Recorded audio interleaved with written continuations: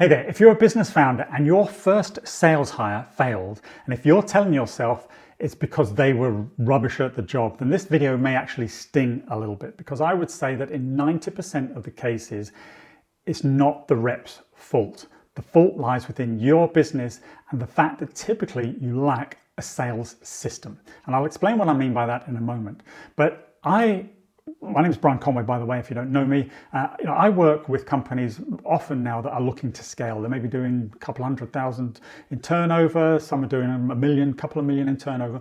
But they're at the point where the founder has found themselves being a bit of a bottleneck and are looking to scale. And that's a common situation. And therefore, they want to bring on a salesperson, either to work with them so they could potentially double their sales, if there's two of them now selling, or more often than not to actually start to step out or back from selling, allow the salesperson to do all the selling and focus more on running the business and looking after clients and whatever's appropriate.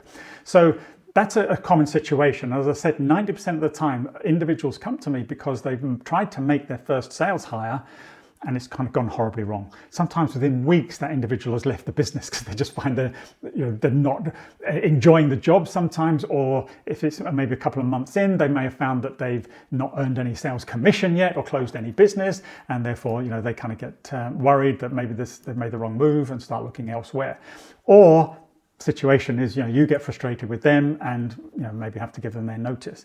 Now, if you've found yourself in that situation, then this video is going to help you address that problem so it doesn't happen again. I want to show you how to hire correctly.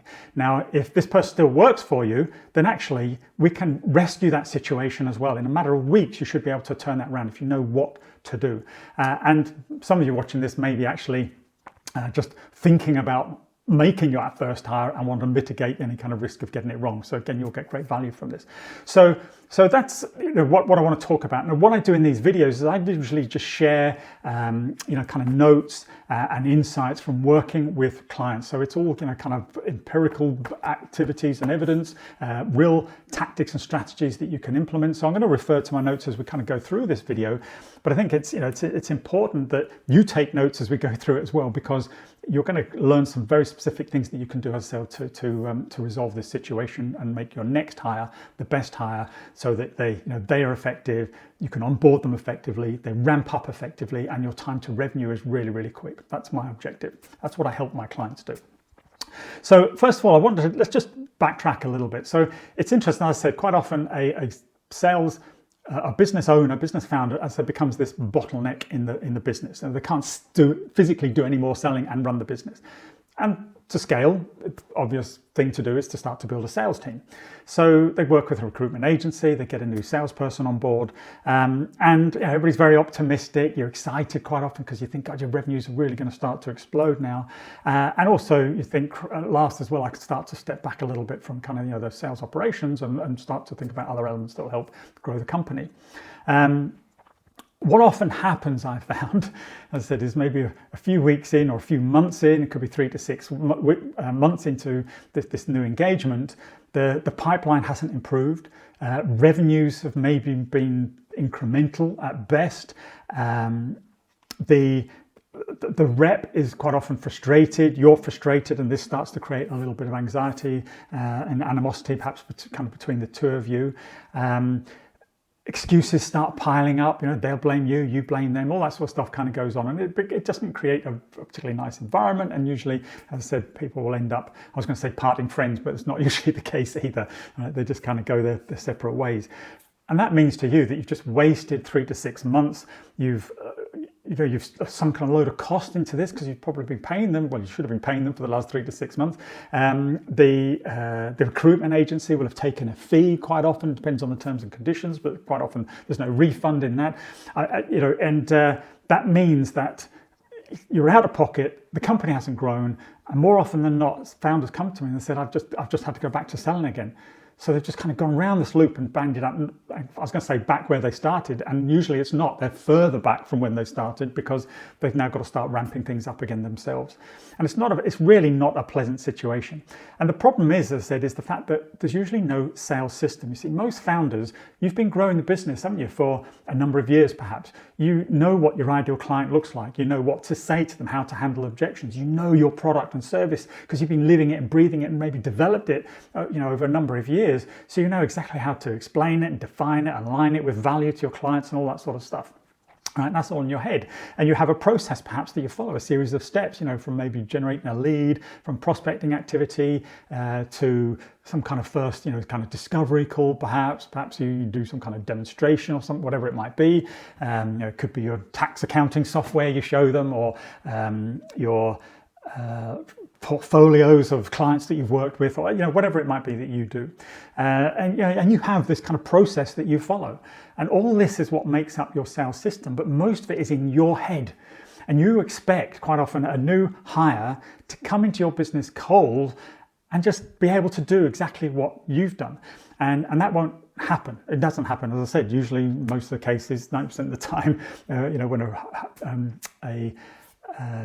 a new hire, sales new hire kind of fails, it's because of this lack of information for the individual. So one thing I'd like you to write down and think about as you do your first or your next hire, or even the individual that you may have still working for you that you're frustrated with, is to think about them as an operator.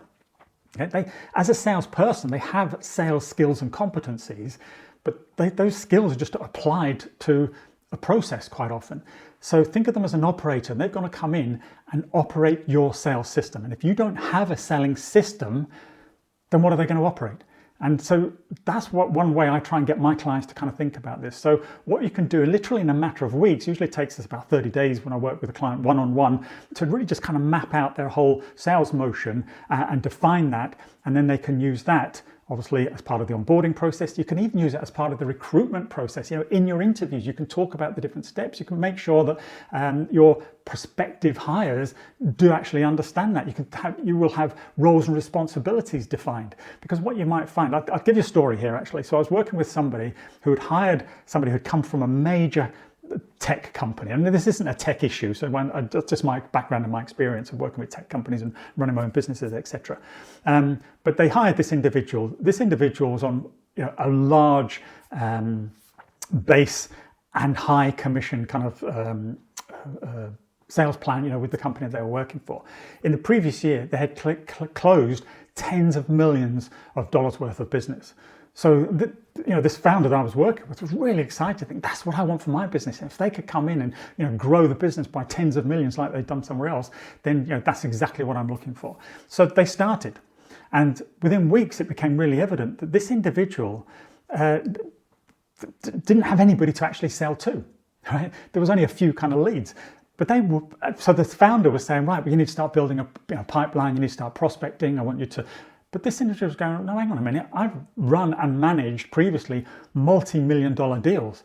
I haven't done prospecting for 15 years, since I was an SDR and, jobs positions years ago sort of thing.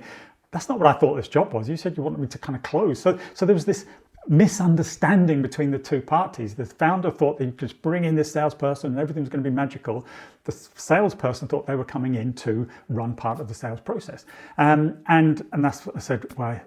It didn't work out very quickly. The rep got very frustrated and left, leaving the founder out of pocket quite considerably, because some of the fees to the recruitment agency were quite high, because this guy was on a very high basic.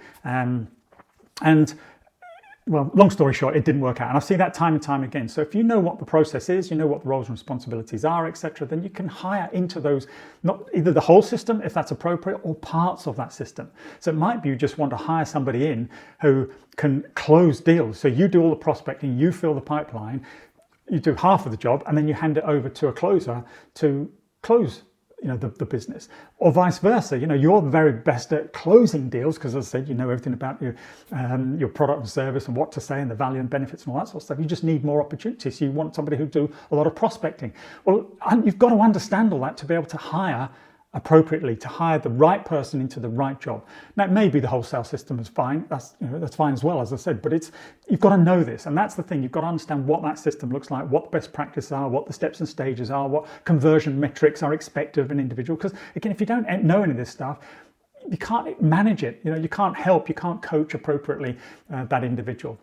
And this is why it doesn't work. So there are first a few of the sort of the traps, as I said, that people often fall into. So the first thing I said, that what can you take away from this? The first thing I would suggest is you define your sales motion, your sales system. Identify what are the steps of the sales. What kind of leads do you get? Are they inbound, or is you're expecting somebody to do a lot of outbound, cold outreach, whatever it might be? Do you know what your qualification kind of criteria are? Again, I've seen situations where in desperation, the sales rep has kind of closed anything just trying to get some numbers on the board, and they've just been really sort of bad quality customers and probably have caused more problems than than value that they brought to the business, but they just wanted to close some business. So what does an ideal client look like? What is your ICP? What are qualification criteria do you expect that individual to have? So how do you qualify in or out? You need to have a sales methodology that you expect this individual to use that you can explain, again, coach around. You need qualification methodologies, whether it's MEDDIC or BANT or results is a process that I teach, to actually make sure you're bringing in and managing and winning quality opportunities. What kind of cadence, I guess you'd call it, with regards to how often you're going to check in, because you're not going to be micromanaging this individual either. You need to understand a little bit about personality styles as well, to just gauge when to give them more advice or when to kind of back off and let them get on with it. So there's a whole host of skills that potentially you might need to develop as well.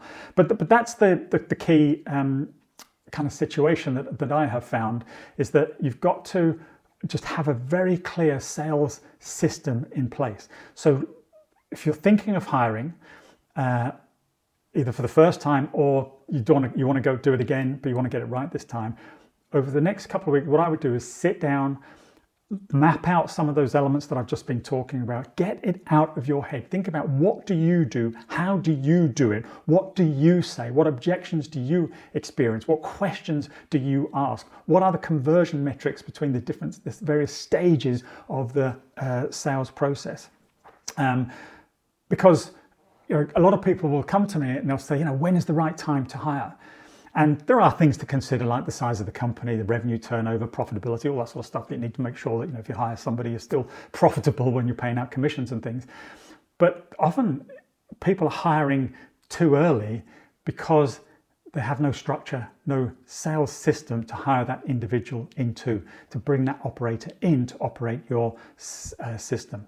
So when you don't do this, it literally can be the fastest way to burn cash, to lose and waste potential opportunities, to burn out sometimes as well. I've seen business founders really totally frustrated back where they started, or further back than when they started, as I said, months down the road. So it is painful. It can really put you off scaling and wanting to grow your business. I've seen that as well. People say it's just not worth it. And it's only not worth it because they've just done it wrong. And that's the thing. And even if you've got sales experience, maybe from previous jobs or whatever, again, you can't just assume that everybody's like you. Never assume that somebody's just going to come in and know exactly what to do and how to do it. You've got to give them a system to operate. And that's the key here. So if this kind of resonates with you, if you found this interesting, then please, wherever you're watching this video, follow me or subscribe if you're watching it here on YouTube. If you want to have a chat with me about your personal situation, then again, below this video in the comments or whatever, you'll find links where you can book a call with me or get more information. I'd be more than happy to help you, or just have a conversation, see if I can give you some direction initially, free of charge. Whatever I can do to help. Instead of a lot of years of experience, I've seen a lot of people fail, especially in this first hire kind of situation, and I'd really love to sort of mitigate that for you so that you can grow and scale your business appropriately. So I hope you found that useful. If you have any questions, again, wherever you're watching this, put them in the comments. I always check them, and I'll be happy to kind of come back to you on that. If there's any areas of hiring that you'd like more information around, then again, just ask. I'll be happy to kind of share with you or point you in the right direction. You'll see other videos typically come up around this one now, and this sits in a playlist specifically around that kind of first hire as well. So check that out. Watch the rest of the videos in this series, and let's just mitigate that risk and onboard effectively. Find the right person doing the right job, get them effective immediately, and let's really see your revenues grow and your business scale fail and you achieve the success that you're looking for. So as I said, my name is Brian Conway. I hope you found that useful and it's kind of got you thinking and realized there is hope, there is light at the end of the tunnel. So don't be kind of put off by what you may have experienced. And if it's your first time, then really, for hiring you're about to do maybe for the first time, then really take on board what we've talked about here and make sure you apply it. Don't just kind of give it lip service, because it's critical to get it right first time. So that's it for today. Thank you. I look forward to seeing you again. My name is Brian Conway. Bye-bye.